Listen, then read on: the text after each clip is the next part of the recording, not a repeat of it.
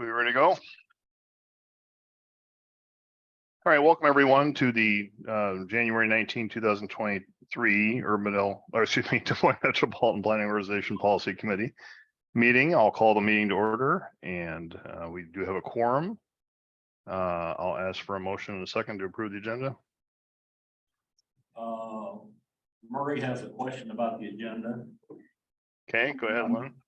I'm wondering if we should pull number 5, consent vote on contracts and expenses. I think it lacks substantial information to know what we're talking about. And if you go to page 8 and actually look, that's pretty much blank. I mean, it doesn't say what we're discussing. So in the interest of the 24-hour notice, I think that item should probably be pulled. Yeah, it was put in as a placeholder in case something came up, and yeah, that we don't need that item in there any longer. Wonderful. Okay. So do you move the agenda absent item 5? Murray will move the agenda minus item 5. Okay, is there a second? Second. County.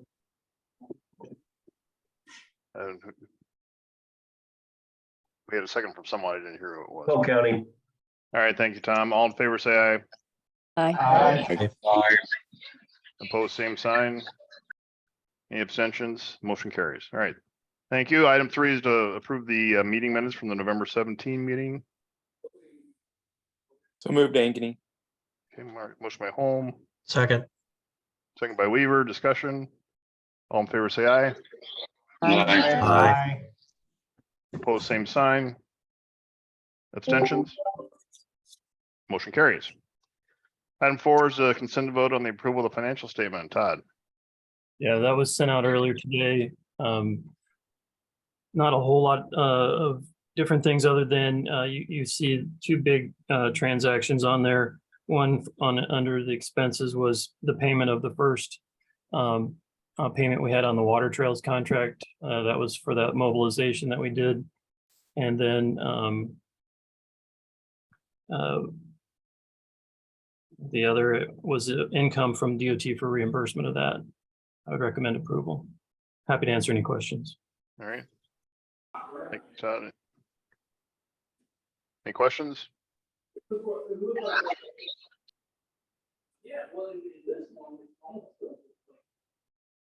If somebody has some noise in the background, if you can mute, please. Are there any questions of their motion?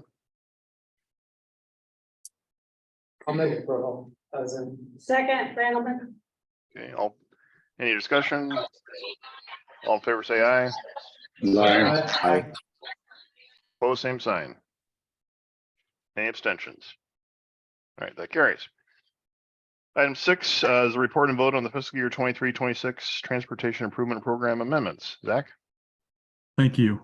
We have 3 projects that we need to amend in the TIP. These are all ICAP projects. They're one from the city of Des Moines for their traffic signal timing update. We have one from the city of Johnston for their traffic signal improvements on Merle Hay Road. And then we have one from West Des Moines for traffic signal vehicle detector improvements. The DOT has stopped allowing swap on ICAP funding. So that's why we have to make the change in the TIP. Anytime there is federal funding added to a project, we have to amend it. And since it's switching from swap funding back to federal funding, we have to make these changes so that these projects can move forward. So that's what they're on here for. There are no MPO STBG funds attached to these projects. They're just ICAP funds that were awarded by the DOT and had to be changed since the DOT has changed their policy on swap. So I'd be happy to take any questions you have. Otherwise, these are before you for your approval. Okay. Thank you, Zach. Any questions for Zach on this? All right. If not, is there a motion? Move Motion Cole to- County.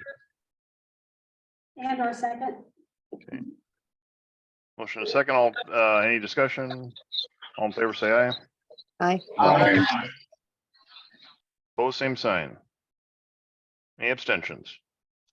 Motion carries. Item 7 is report and vote on the fiscal year 23-27 passenger transportation plan draft. Allison? There we go. So this is the Iowa DOT required plan. We update it every 5 years. So this really doesn't look at how we get people to use passenger transportation. It really looks at how we enable people with disabilities or language barriers, things like that, to be able to be mobile in our region. And so we really work with our transportation advisory groups, with our health and human service agencies, as well as SART and HRDA. And they came up with the following 3 priority areas. One, there's lots of transportation information out there. There's many needs on how to access it, what languages and what formats and things like that. So the TAG will be working on that over the next couple of months. There's also obviously many externalities that have come out of the last 5 years with our managed care organizations having adjustments, obviously COVID-19. And so really keeping an eye on those and how we move forward as a region with those. And then, of course, because there's 2 transit agencies and 2 RPAs, because it does cover the SRPA and the MPO region, obviously regional coordination is going to be a big piece of the strategies that are in there. And that involves how the TAG works together as well as the agency. So we will be submitting a draft of this plan to the Iowa DOT on February 1st. They are supposed to get comments back to us by March 1st, and we will have a public comment period open from February 3rd to April 3rd. And then we'll make amendments and bring this back to you later in April for approval and final submission in May. So with that, I'd be happy to take any questions. The staff does recommend approval of this plan at this time. All right, thank you, Allison. Any questions for Allison on this? Do we have a motion? President, I'll move approval. Second, Randleman. Any further discussion? All in favor, say aye. Aye. Post same sign. Any abstentions? That carries. All right, moving on to item A, report on the fiscal year 24 Unified Planning Work Program and Budget Development. Dylan? Thank you. It's time of year again where we start to work on our next fiscal year's work program and budget. We follow the state fiscal year, so our fiscal year begins July 1st, goes through June 30th. The work program really outlines what the MPO will be doing with the federal planning dollars and the assessments that we receive. So looking at the various activities, what committees we have, what the costs associated with all that are. Our activities, we make sure that we note that they're tied to the federal requirements or any other requirements that are placed upon us. Similar to what Allison just talked about, there's a 2-step process here. We have to have a draft into the Iowa DOT by April 1st. So in March, we will come back to the executive committee because this policy committee does not meet in March, but we'll go to the executive committee in March, get their approval on the draft. And then in May, we'll come back with the final version after we clean up any comments that Federal Highway, Iowa DOT, Federal Transit have on that. If you go to the next slide, I mentioned the federal requirements. Up on the screen are what some of those requirements are that are in US code. So we have to do the work program itself. We have to maintain a long range plan. We have to do the TIP and the SDBG funding. We have to have a public participation plan and those sort of things. So again, we make sure that everything that we put in our work program is directly tied to those or somehow supporting that, whether it's a study that will eventually lead into the long range plan or work that helps us better understand how to allocate the funding and those sort of things. If you go to the next slide, Federal Highway and Federal Transit oftentimes put out planning emphasis areas. We haven't seen those yet for FY20 or for calendar year 23, but those might be coming out here pretty soon. Up there is what was released last year as emphasis areas.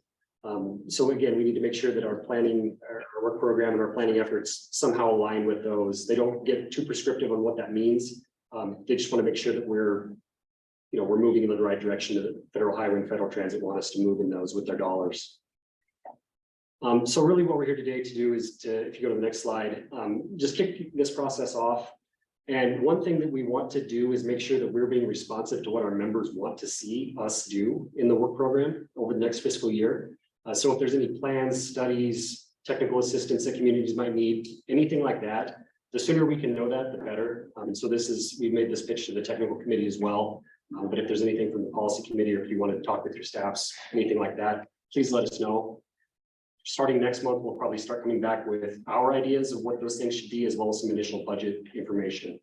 On the budget side of things, I should note that we do have a finance subcommittee, and that's made up of finance directors from a few of the member communities. So they'll take a look at our initial looks at what the budget is, what assessment should be, all those kinds of fun things. So when we do come back, I guess just be aware that that's been vetted through some of the finance directors, and there's been some oversight on that when we put that together. there's any questions about any of this, I'm happy to take them. Otherwise, we'll keep you in touch, keep you apprised of what's happening with the budget, and this will be a standing item over the next couple of months. Dylan, so we have a better understanding. Moving back to the previous slide.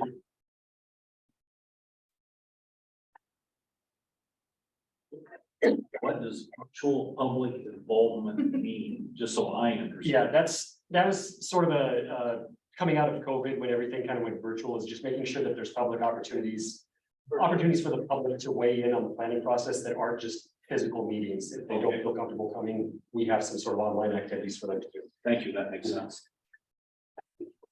Mr. Chairman, this is Tom Hawkinsmith. I got a quick question for Dylan. Dylan, this is just historic purposes for me. So, back in the day when we were still doing some interchanges around the region in our planning area, the whole study, the interchange study, the environmental study, have those regulations significant? One of the bullet points planning piece. So, I mean, back, they were those studies that we had to do to even get interchange justification were fairly rigid. Have they changed a lot or no? They haven't changed a whole lot. Maybe Iowa DOT or someone to be able to weigh in on what specifically is required, because we don't typically do those, but we do support them in various ways. And anytime those are going on in the region, they should be mentioned in the work program, so it gives a picture of everything that's going on. But as far as what the specific requirements are, I know there's been efforts to make NEPA process, the environmental review process, a little more streamlined. Each transportation bill tries to improve things a little bit, but I guess I defer to DOT or anybody that actively works on those projects to know, has it actually improved the process? Yeah, the only I'm asking Dylan because the issue came up. I think it looks like that Altoona and Bondurant may be looking at interchange justification stuff coming up. So and I'm sure they're probably fully aware, and their staff's fully aware of what the hoops they got to jump through, if you will, to get there. We did have some initial conversations with their consultant last year about one of the proposed interchanges anyway, and talked a little bit about that process. And as Dylan said, we support those efforts through data and various other ways, but don't lead those. As far as I know, most interchanges will require probably an environmental impact statement for a new interchange on the interstate. Yeah, okay, all right, thanks. All right, That is thanks. good. If your community is doing anything like that, even if it's years in advance, but if there's going to be work going on, it's good to document that in the work program so that it gives it, even if it's not the MPO actively doing it, DOT likes to see a picture of what everything's going on transportation wise in the metro. So that's something else we ask for the member communities to provide us if they have that available. Hey, Dean O'Connor, Altoona here. New to the group, but Doug Elrod and I are going to get together and get with you guys about the plans and going forward. So thank you for bringing that up, Tom. Yep. Great.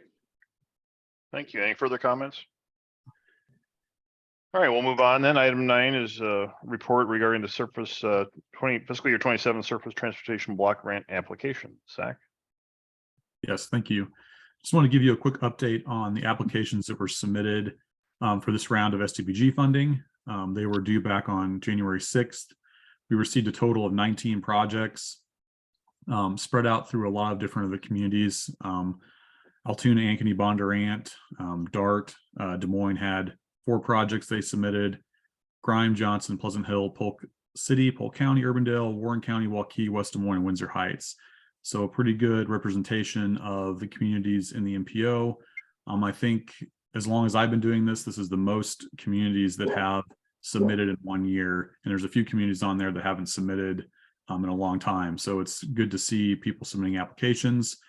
The flip side to that is that we have requests of almost $39 million. And we're anticipating that we'll have around $16 million available to fund projects this cycle. So some tough decisions in front of the funding subcommittee. They'll be meeting to hear presentations on February 15th, and then we'll schedule a follow-up meeting with the funding subcommittee where they will develop their recommendation for funding, and then we'll bring that recommendation back to this committee here in the next couple of months. So If you have any questions, I'd be happy to take them, but just wanted to give you an update on where we're at with the STBG applications for this funding cycle. All right. Thank you, Zach. Any questions? And again, they'll meet, as you said, in February, I believe, for the presentations, and then, Correct. all right. Moving on then, item 10, and you're still on for the raise grant notice of funding opportunity. Yes, so just wanted to give you a heads up that the raise grant NOFO released back on December 14th. This is a lot earlier than raise grants are usually released. And these were formerly the build grants, which were formerly the Tiger grants. Same program, basically all the things that you need to submit for this are the same, but they have changed the name to a raise grant this year. Again, much earlier than normal. Normally these come out in the spring, but there is $1.5 billion available in this round, and the deadline for applications is the 28th of February. I know there are a handful of communities across the metro that are planning to submit applications. If you are planning to do that and you need any support from us, whether it's a letter of support or anything else, just reach out and let us know. These applications do have to be submitted through grants.gov, just as a reminder. But again, just wanted to make you aware that this funding opportunity is open right now, and the deadline is coming up at the end of February. So I'd be happy to take any questions. Right. Mr. Chairman, I got a quick question for Zach on this. Okay. Supervisor Hoffman, yeah. Hey, Zach, so do you know if what's the total number of, what's the total dollar amount of funding for these raise grants nationally? Do you know that number? $1.5 billion is available. For Iowa, for the, I thought it was. No, that's just the entire, that's what's available in the raise grant. So that's the entire country. So everybody that submits. What was the number again? $1.5 billion. Okay. Do you know if they have is it separated out like in a category standpoint as far as applications from urban versus rural? I don't know if they have, I'm not aware that they have like a set amount for urban versus rural. I know that they want to, award a mix of different applications. So I think a lot of times they do,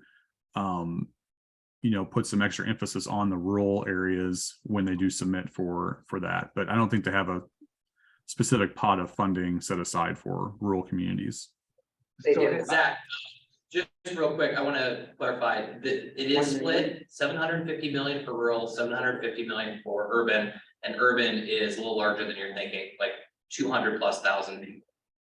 And you got 5 million for urban and 1 million for rural. Yes. Is that what I read? 750 million split. Yeah, but then you could go up to. Yes, yeah, there's a little different criteria for the upper amounts, but it's, the total pots are split.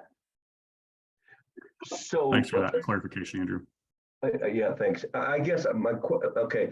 So are these like, I know they're all competitive. Every grant or every application you put in for this raise is going to be competitive, but I guess from a philosophical standpoint, we're not competing against each other, one community and another in our local area. If everybody has applications and whatever, you just submit them, and then I assume the feds determine what's the most worthy. Is that correct?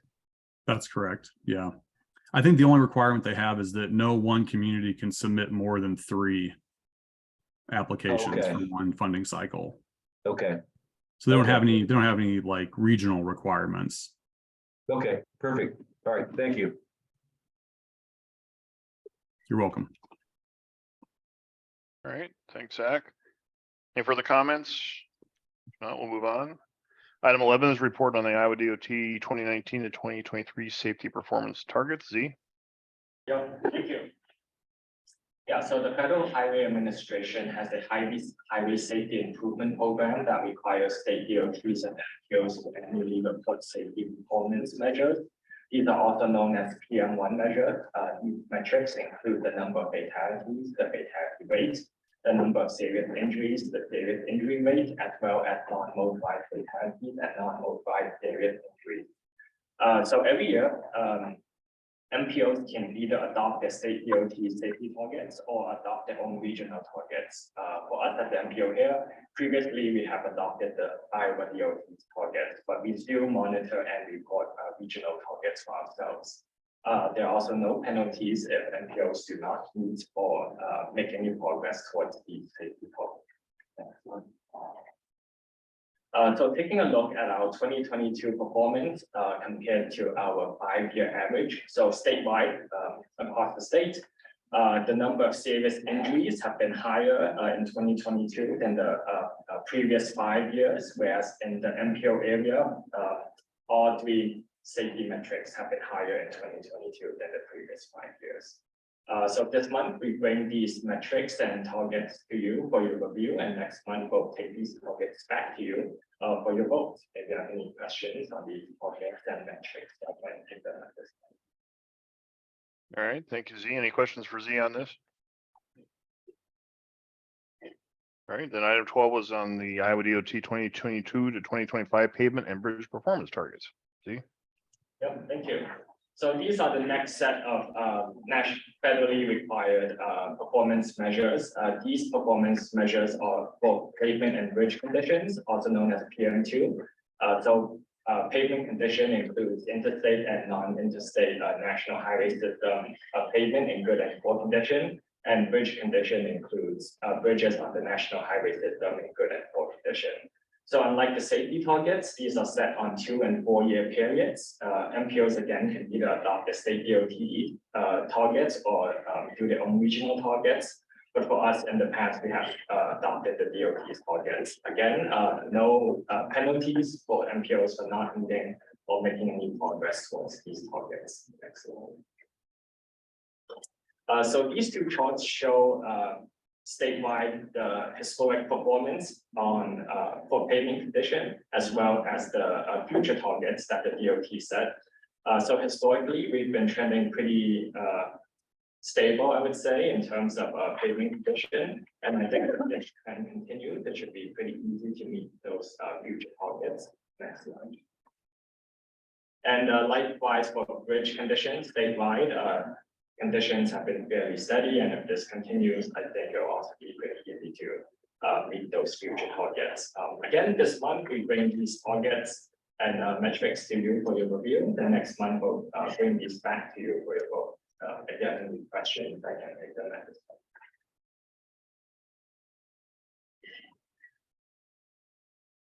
Any questions for Z on this? All right, then item 13 is a report on the Iowa DOT 2022-25 system and performance targets. Yeah, thank you. So these are the last set of federally required targets for system performance. This is interstate travel time reliability as well as freight travel time reliability. These are also set on 2- and 4-year periods cycles. And again, MPOs can either adopt the state targets or set their own regional targets, but in the past, the MPO has adopted the state DOT targets. And again, also no penalties for not meeting or making progress towards these targets. Next slide.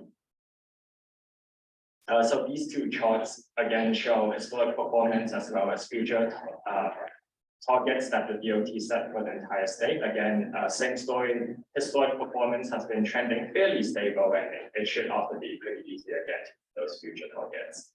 This month, we bring these targets to you for your review. Then next month, we bring these back to you for your vote. I'll also be happy to take any questions you may have.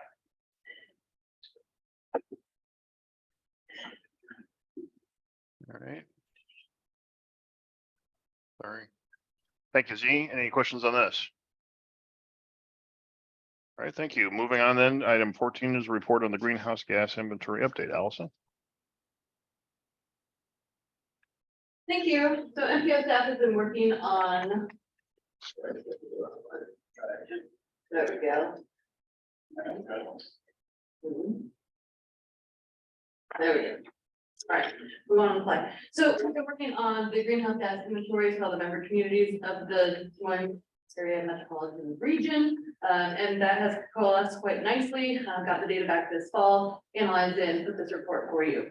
So I will say that the report is in two sections. So one is at the regional scale, so combining all of our cumulative greenhouse gas emissions. What are we as a region? From the MPO perspective, that transportation data really helps us as we kind of move forward with the potential performance measures that could be coming. But really, this is not prescriptive. For the MPO community members, each of them have a couple tables and some pie charts and things like that. And I'm happy to work with any of those communities that want to dig in a little bit deeper and see what they could do with it. Some of the next steps, we're exploring how to break down some of these things more granularly. From Mid-American Energy, it's really hard to get into that granular data, but some of our transportation data specifically could be broken down. So maybe we can get into some corridor analysis and things like that. And then obviously there's funding opportunities for carbon reduction, EVs, things like that. You can go to the next one. So I just wanted to put the tables up of the total, just so you see them, almost 6 million megatons of CO2 equivalency, which is kind of the adding all the gases together and creating one denomination. You can see it broken down there. Across the region, the highest is commercial energy. Second does come in as transportation and mobile services. And then you can see kind of down from there, we really taper off after residential energy as well. Next one. Lastly, I just want to kind of pull out some of the transportation specific stuff related to this organization. So you can see here for 2019 by vehicle class, how much of the vehicle miles traveled, and then the eventual greenhouse gases are released there. And then actually breaking that down just a little bit further by the actual street classification. Most of our driving unsuspectingly is at local streets. We travel a lot in our neighborhood. The bottom one here, graph there is showing, so we have the data for VMT and greenhouse gas emissions through the transportation sector in the region for the last 10 years. And you can see kind of the upswing. 2015 is an anomaly. I'm still looking for answers there. We obviously know what happened in 2020. And even 2020, that bar is still pretty high because of how much freight was going through the metro community at that time. Lots of delivery stuff going on. And so we are anticipating a potential greenhouse gas performance measure as well, that like we just kind of gave you that long list that we might have to do in the future. So this is something we'll continue to track from here. So with that, this data is available on the MPO website. If any of your communities have questions, want to dig in deeper, do feel free to contact me. I'm happy to give you the information or walk you through it. And I'd be happy also to take any questions you might have at the time. All right, thank you, Allison. Questions on this? All right, we will move on. Item 15 is a report on the Purple Heart Highway. Gunner?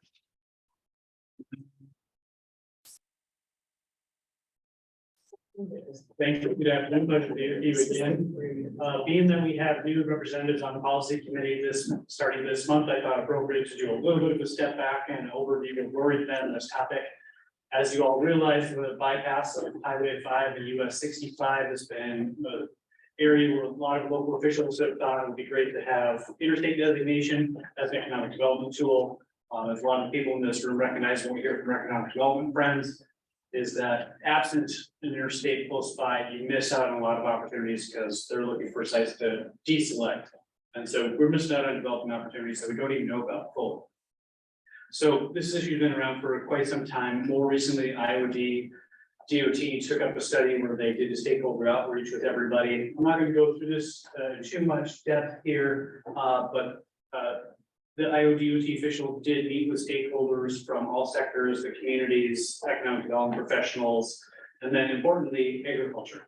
The big barriers to having interstate designation for here is that we need to do it in such a way that we can retain agricultural vehicles on the corridor. Those take two different shapes and bump up into two different regulations. First is slow moving vehicles that bumps into a state law that mandates a minimum speed limit on the interstate. And so having interstate designation would require a state exemption for that minimum speed on a certain stretch of that corridor. Second piece it bumps up into are weights. There are currently haulers, a lot of commodities and soybeans being transferred to facilities for processing. Federal code has a maximum weight, what that could be, 80,000 pounds, and right now they're running up to 96,000 pounds, depending on the number of accidents they have. So that would require a federal exemption. Those are two of the findings. Obviously, those are the two issues. In order to have interstate designation, do so in a way that preserves the use of the corridor for these agricultural users, we would need exemptions at the state and federal level. They also recognize the benefit of that interstate designation. Saves the economic development opportunities that I mentioned. There's also about confusion. I believe Kevin Foley's online here in attest to people getting lost on the way to the airport. I'm guilty of having gotten turned around with those signs once or twice in my time here. I'm not going to go too deep into this, but the DOT did outline an action plan here, and the basics are state and federal exemptions, the technical study. We've done the preliminary analysis. We know there's not any major issues out there, but it does require being completed. And then lastly, after those steps have been completed, the DOT will go through the formal steps of applying for designation.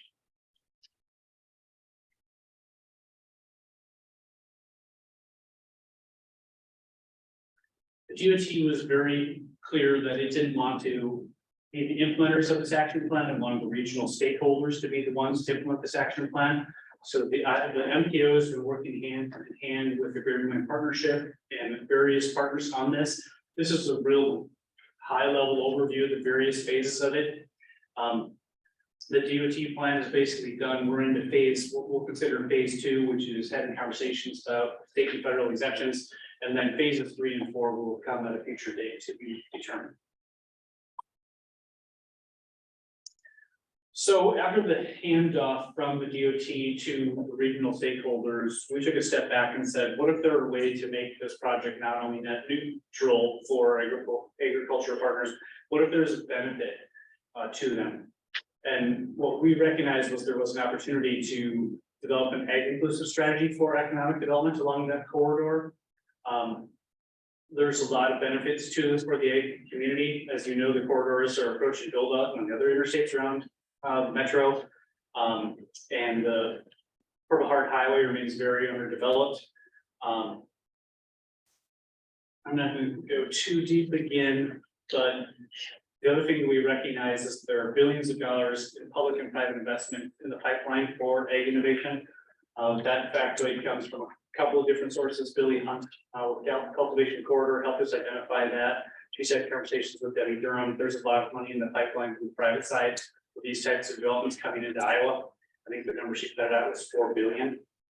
That's about 6-8 months old now, but that was the number at the time.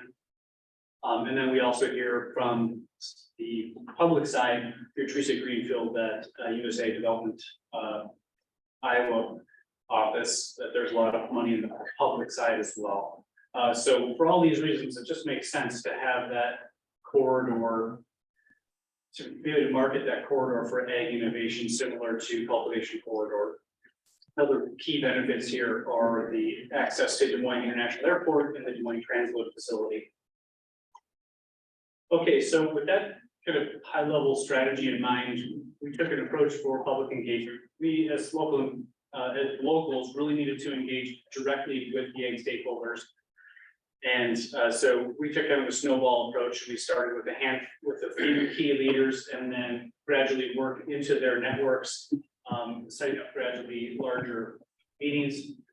So recap of on the ag side, the meetings that we've had. We started with Billy Hunt at the Cultivation Corridor. That led us to meetings with Bill Norby at the Agribusiness Association of Iowa, as well as Mike Steenhook at the Soy Transportation Coalition. And they in turn helped us set up a pair of meetings with a lot of the key stakeholders involved here. Farm Bureau, Polk County Farm Bureau, Iowa Corn. I won't read them all here, but you can see them. These are a lot of the major players. It's not everyone, but it's a lot of key people. In addition to the meetings with the agricultural community, we also met with the corridor communities. And I think there's a couple of key takeaway messages here. The first is there continues to be a viable path forward if we continue to work together with ag. We need to maintain a very open dialogue with all stakeholders, ensuring buy-in every step of the way, because what we don't want to do is get too far somebody get crosswise. So I can report that the egg stakeholders are scheduling a meeting. I haven't heard of any date yet, but after the meetings with us, they are now planning to convene, which I take as a very positive sign. If they were trying to kill this or throw up roadblocks, that would be done for a couple of emails. I think this is a very positive sign that they're taking this seriously and having a meaningful dialogue about it. So we're in a waiting pattern at the moment. But we will be touching base with these key egg stakeholders to assess the next steps when they're ready to have them. Is additional outreach needed? We're ready to start conversations with legislators. We have drafted some draft language just for the sake of discussion or adjustments to that need to be made. Sorry. So that's the overview of kind of the previous step, where we have been on this journey and where we would have yet to go. Some of you have heard me say this before, so forgive me for repeating myself if you've heard this before. That's all I have for my update. Of course, I'd be happy to answer any questions that you have. Hey, Gunnar, this is Polk County. I just got a quick question for you. So, and bear with me here because this goes back some time because we've been working on this, what, I don't know, 12 years, whatever it's been. So initially, and I could be totally outdated on this, and I accept it if I am, but they were talking about to make grade changes on ramps and different areas of the corridor. And then there were signage issues and was there some sort of connected project cost to the redesignation? I can't recall. It's been a while since I've really revisited it. I can touch on that, Tom. When we looked at this several years ago, there were the design standards were such that there would have had to been, when reconstruction happened on segments, when it got to the time to do reconstruction on a few segments, they would have had to been adjusted to some interstate standards of the time, which would have increased the cost. Since then, the green book that the DOT uses for their design specs, their design book has changed, and those issues went away essentially. Okay. The signs would still have to be replaced, the trusses and the signs with the interstate shield and whatnot. So that's probably $1.5 million, somewhere in that neighborhood. That's the main cost at this point with the designation. The design changes went away, as I said, with the new design guidelines. Okay, thanks, Todd. I just ask, number one, I'm not opposed to this. I know you guys have been working on it for a long time and the whole region wants it done, and I get that. I just personally, living here and driving it all the time, I don't know that I agree with the data that people get confused when they come through the region because they don't know where to go. With today's technology and everything like that, I can't believe that nobody would be confused about what that arterial's for or whatever. And also, I don't know for sure about the economic development impact. Maybe it's huge, maybe it's not. I'm not an expert in that. I can't even begin to debate it. So I hope we can get it done. Everybody wants it to happen and we can get ag on board. That's the biggest deal, as Gunnar probably knows. But if they're not, then they're not. We're not gonna be able to convince them. So anyway, all right, thanks. Appreciate the update. Thank you. Just All right. some appreciation should be expressed because at Carlisle is kind of ground zero for the ag. So this had been a very long process, but I've also come to understand, I've never even pretended to be a patient woman, but I've come to understand the delicacy and getting all the stakeholders involved. And I think as this has gone on, it's been a great effort to get all those stakeholders involved, but it takes an enormous amount of conversation, enormous amount of time, enormous amount of repetitive information. And so I get it. I mean, the slow part of this is now, to me, understandable. This is definitely a walk, not run situation. Yep. Yep. Thank you. Gunnar, thank you for stepping back a little bit for the new members. That's great. I've been involved in this obviously since I've been on MPO, but especially more so in the last year since I've been chair, and Gunnar frames it absolutely correctly. It is a walk, not run. I'm glad and I'm heartened that we're still at the table and still talking. So I think we'll still be cautiously optimistic we can get something done here. So thank you. Item 16, report on the water trails, Todd. Yes, thank you.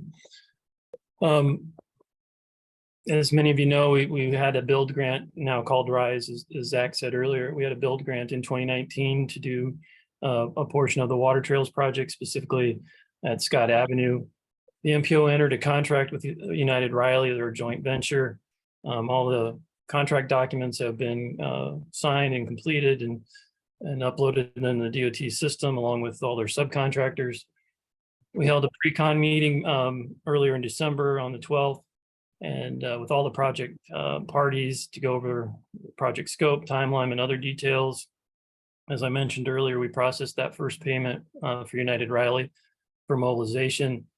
This was done to meet a federal deadline on the project, and that process was also processed, and we received that first reimbursement from the DOT. Next slide, please. And just today, we had a construction meeting on the project. The EEO boards are up on the site. They're working to set up an mobile office that will be about a block away from the project site. Earlier this week and a bit of last week, McClure Engineering was out and staked the construction limits. They also did a walkthrough with the city forestry regarding the trees and what trees they needed to protect and kind of going through that plan. And then tree protection fences will be going up either late tomorrow or more likely next week. I'd be happy to answer any questions, but that's kind of the general update. They're hoping to get out and do some more work later this month. All right, thank you, Todd. Any questions on this? All right, thank you. Item 17 then is a report on the legislative update. Dylan. Thank you. I have a couple of things here, one on the federal side, and a couple of things on the state side. On the federal side, in late December, the appropriations bill was passed.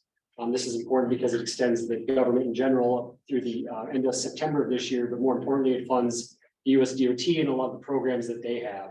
Some of these programs were things that were included in the bipartisan infrastructure bill that had been passed a year prior, but had not been implemented yet just because there was no appropriations bill.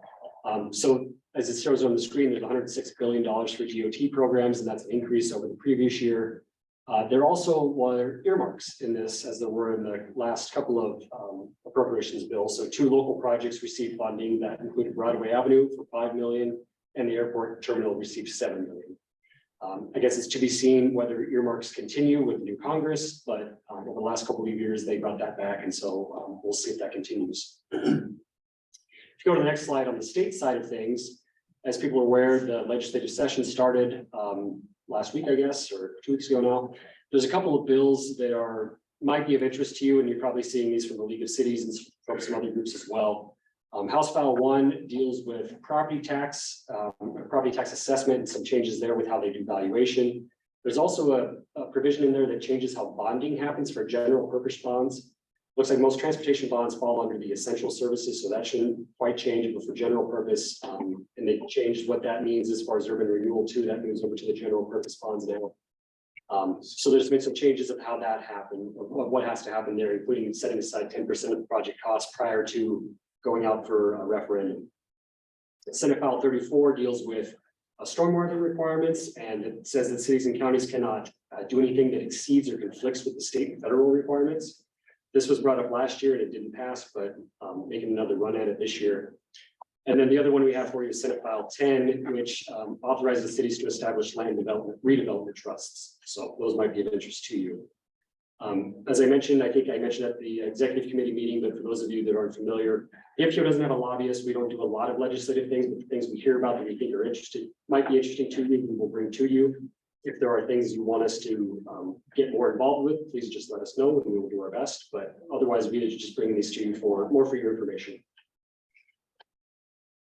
All right, thank you, Dylan. Any questions for Dylan on that? All right. Then item 18 is a report on the MPO representative selection process. Todd, Dylan, who's going to take that? I can start. I'll start with this one. So now that we're in the new calendar year, we have requested that the cities and counties appoint their representatives for the tech and policy committees.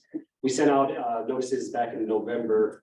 And we've received many of them, but a few communities have not done that yet. So please, if you have not done that in your community, please consider doing that here soon. Now that we've got most of the appointees, though, we move on to the executive committee development. If you go to the next slide, there's a different process depending on what size of community you are. This community is under 50,000 belong to one of 3 different sub areas, and you can see the sub areas up on there on the screen. Basically, we ask that the mayors or the chair of the supervisors from that area to get together and pick who their 2 representatives will be to the executive committee. So from among those 5 groups in each pod, or communities in each pod, they get 2 representatives to serve on the executive committee. So far, we've heard from the east sub area of who their 2 of their representatives will be, but I don't think we've heard from the other 2 yet. So they still have time. We ask them to do that by February. And then in February, we will come back and there will be a vote on who the officers will be. So the chair appoints a nominating committee. That nominating committee takes a look at everybody that's on the executive committee and selects the officers from that group. If you go to the next slide, the communities over 50,000, as well as Polk County, get a designated rep. So for Des Moines, 2 of your representatives automatically become a member. You don't have to select them. You get to choose who those are. Same for West Des Moines, Ankeny, and Polk County. I think the last item on this is, I'll turn it over to Todd to talk about the nominating committee. Thank you. Yeah, the nominating committee, the Chair Anwig appointed that earlier this week. Mark Holm from City Ankeny will chair that. Jeff Walters from Polk City, and then Tom Haddon from the West Des Moines will make up the committee. They'll be working to bring a slate to you next month. Be happy to answer any questions. All right, thanks, guys. Appreciate that. Then item 19 is report on upcoming events. Allison.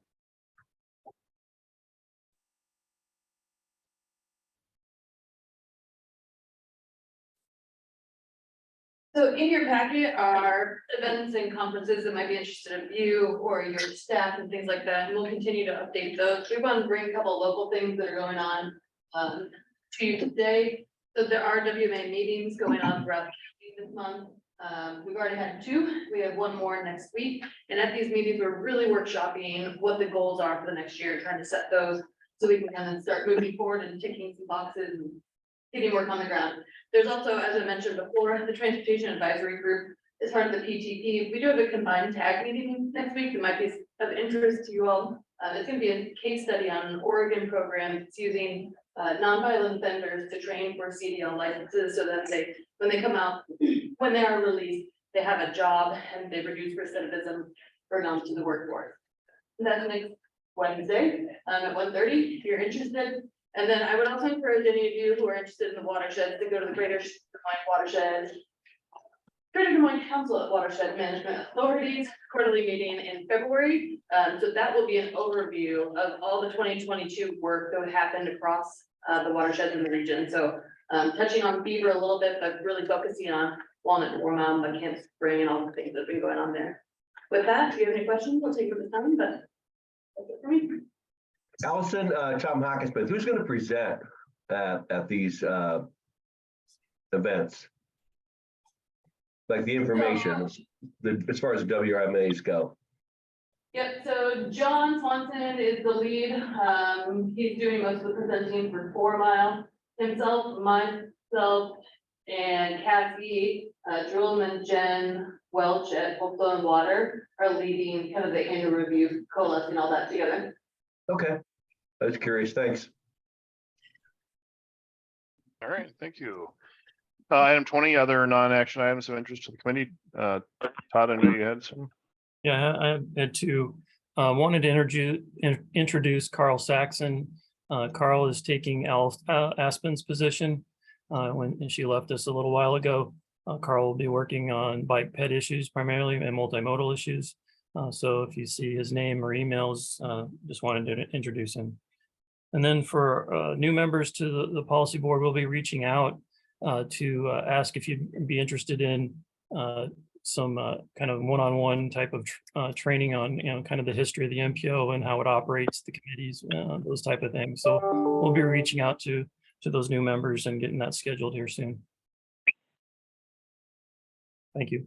All right, thanks, Todd. Is there anything else for the good of the order today?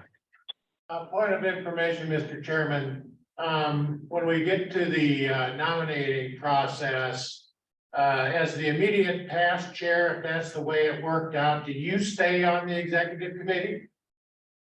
Well, traditionally, Mark, I would probably stay on as chair this year.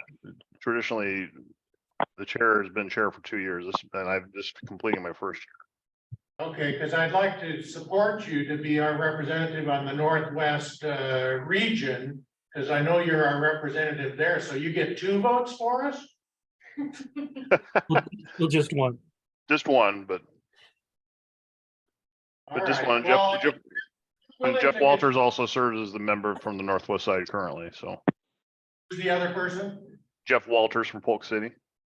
Okay, thank you for that information. Sure, thanks, Mark, and I was gonna be reaching out anyway, so thanks for that vote of support, though. All right, anything else for the good of the order today?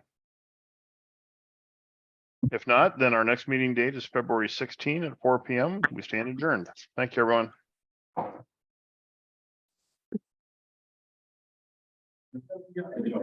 That's